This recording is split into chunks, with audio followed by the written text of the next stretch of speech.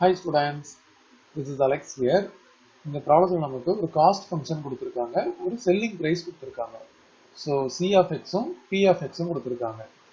இப்போ find the level of the production that maximize the profit அப்படின்னு கேட்டிருக்காங்க. So profit வந்து மேக்ஸிமமாக இருக்கணும் அப்படின்னா மார்ஜினல் ரெவன்யூவும் மார்ஜினல் காஸ்ட்டும் ஈக்குவலாக இருக்கணும்.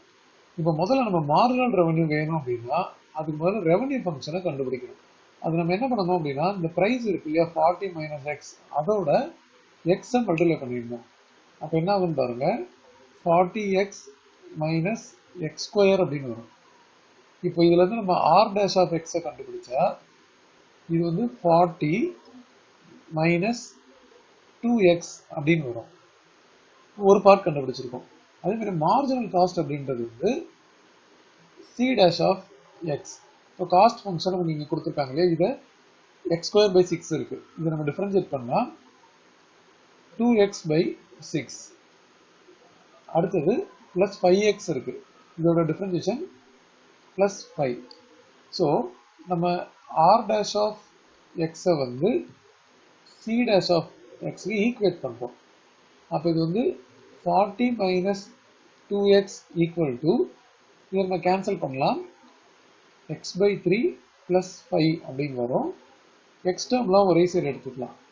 இந்த கான்ஸ்டன்ட் எல்லாம் அடுத்த சைடு வந்துடும். இப்போ இது பார்த்தீங்கன்னா 40 minus 5 equal to x by 3 plus 2x.